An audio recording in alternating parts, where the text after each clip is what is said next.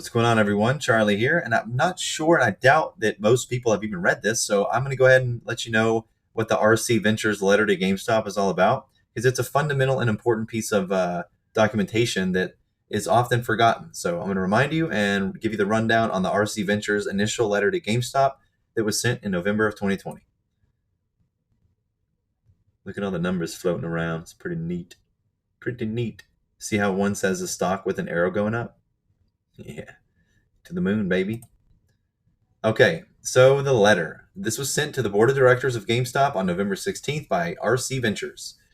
RC Ventures LLC is one of the largest stockholders of GameStop Corporation. And by the way, the subject line is maximizing stockholder value by becoming the ultimate destination for games. RC Ventures LLC, together with its affiliates, RC Ventures is one of the largest stockholders of GameStop Corporation, with ownership of approximately 9.98% of the company's outstanding common stock. Given that our attempts to privately engage with you since the summer have yielded little progress, we feel compelled to send a clear message to the board today. GameStop's leadership should immediately conduct a strategic review of the business and share a credible plan for seizing the tremendous opportunities in the rapidly growing gaming sector. GameStop needs to evolve into a technology company that delights gamers and delivers exceptional digital experiences, not remain a video game retailer that over-prioritizes its brick-and-mortar footprint and stumbles around the online ecosystem. It is important to reiterate that we have devoted a significant amount of time to analyzing GameStop's assets, balance sheet, corporate governance, opportunity set, and positioning within the sector.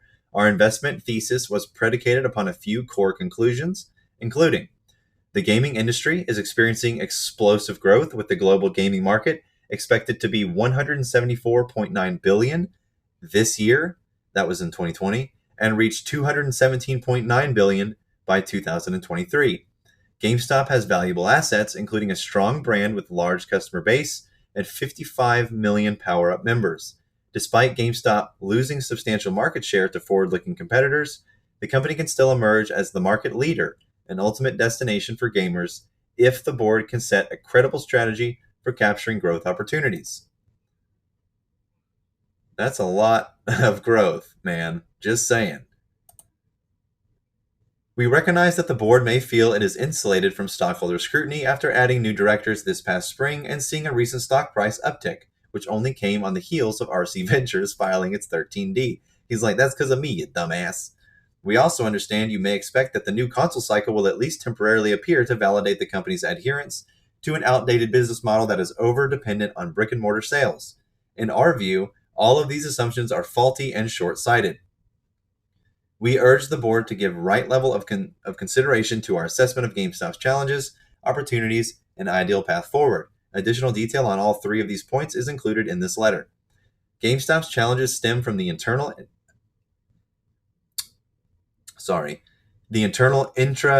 I can't read words today. That word, and an unwillingness to rapidly embrace the digital economy. Intransigence. GameStop's challenges stem from internal intransigence and an unwillingness to rapidly embrace the digital economy. Sorry, I am retarded. Technology is changing nearly every aspect of the gaming world, ranging from the way gamers shop to how they interact to compete with one another. This is why RC Ventures believes the successful and durable players of tomorrow will be technology-first companies that specialize in gaming products, experiences, and services. Unfortunately, it is evident to us that GameStop currently lacks the mindset, resources, and plan needed to become a dominant sector player. The company remains in long-term secular decline due to its apparent unwillingness to pivot with urgency and grow with gamers. As evident, stockholders have seen the value of their equity decline by nearly 68% over the past 3 years and decline by nearly 85% over the past 5 years. GameStop is also one of the most shorted stocks in the entire market, which speaks volumes about investors' lack of confidence in the current leadership team's approach. It is equally important to stress that GameStop has failed to adequately keep pace with key industry developments in recent years, including the transition from physical hardware to digital streaming, the explosion of mobile, the shift to purchasing from mass retailers and other online competitors. So you can kind of get a little bit of insight into his thought process here back in November 2020. By not capitalizing on these shifts, GameStop has lost billions of dollars in annual revenue and squandered a massive amount of market share. The board cannot run from the following facts. Number one, Sales have plunged from 9.5 billion in fiscal year 2011 to 6.4 billion in fiscal year 2019.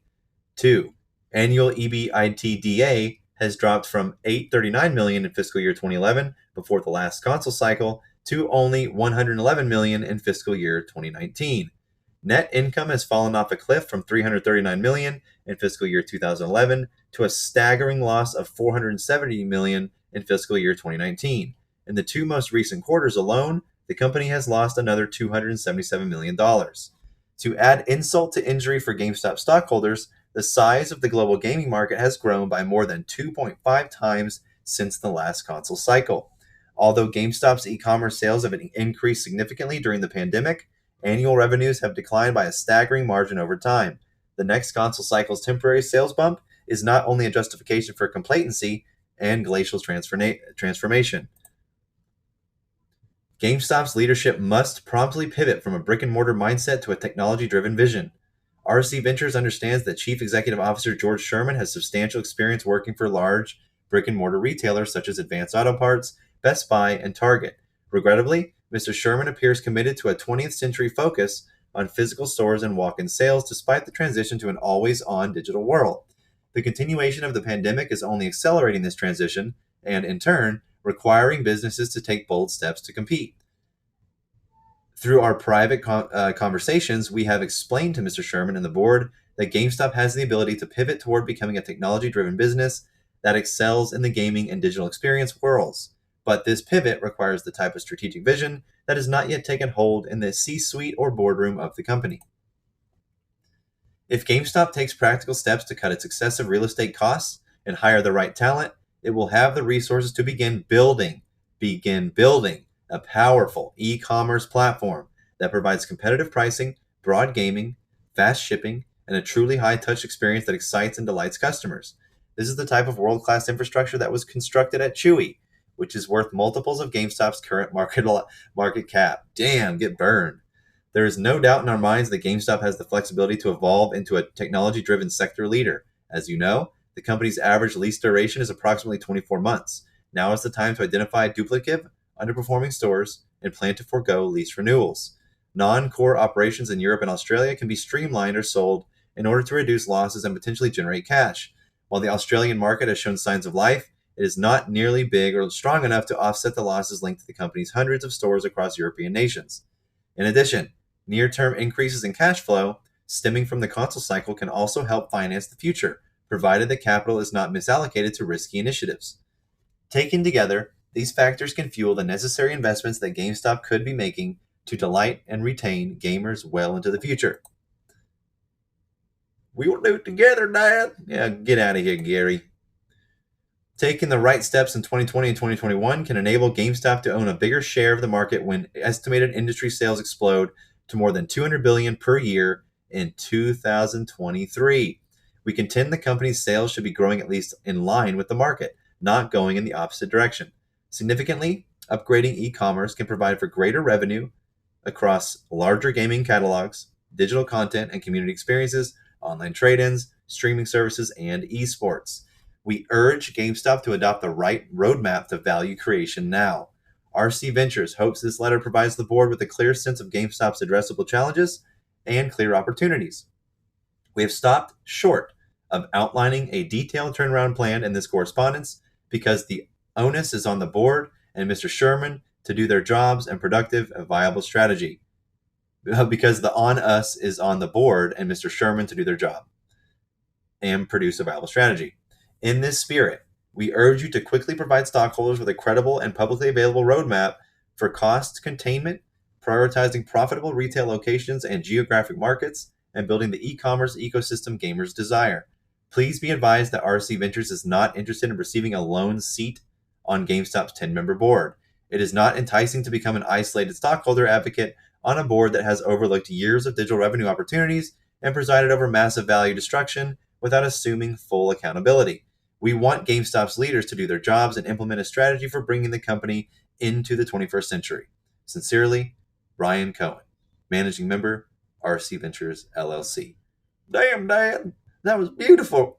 So this is going to take some time, is basically what he's saying, but they're already going on the right track. They're already accomplishing many of the things he outlined in this letter, such as fast shipping, transition to e-commerce, obviously, esports. He's got it all going on.